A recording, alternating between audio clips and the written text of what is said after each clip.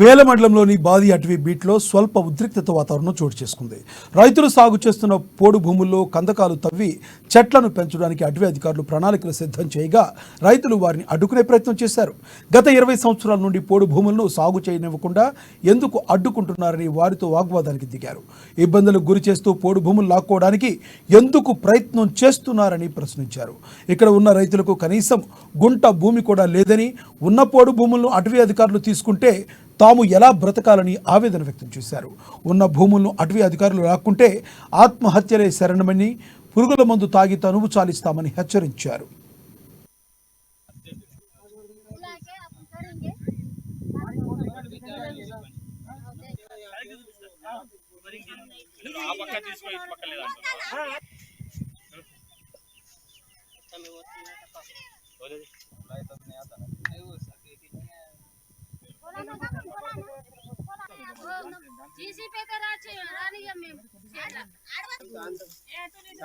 Madam आती है, अभी बड़ी मैडम आती कहते बड़ी मैडम आती।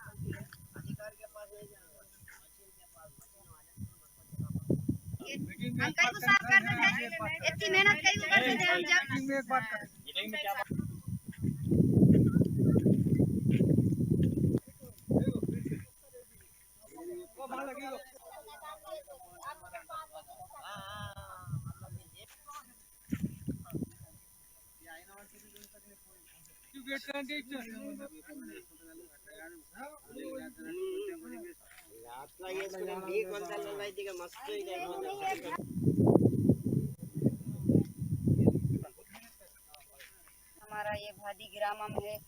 हम 2006 से ये खेत उठा रहे हैं। इसमें झाड़ा नहीं थे, कुछ नहीं थे, खतरे साफ कर लिए हम। हमारे वो बुड्ढे उठाए तो खेत है ये, अब उसमें हम मेहनत कर रहे हैं। हमारे तो कहाँ 1 गुंटा भी ज़मीन नहीं है साथ, फिर बस इसके वजह हमारे क्या है, दूसरा कुछ भी सारा नहीं है।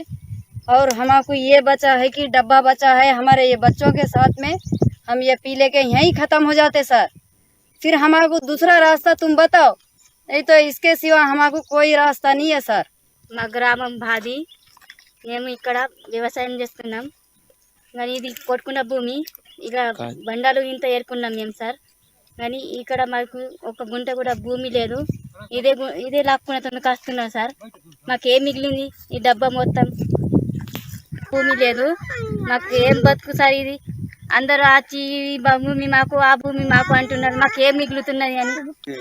గ్రామం మాది బాది గ్రామం. ఈ బాది గ్రామంలో మా అమ్మాయి, మా అమ్మ, మా నాన్న, మా తాత ఈ జమానా నుంచి మేము ఇక్కడ ఈ భూమి సాగు చేస్తున్నాము. మరియు ఇప్పుడు ఎన్నో కాలం నుంచి సాగు చేసుకుంటూ వస్తున్నాము.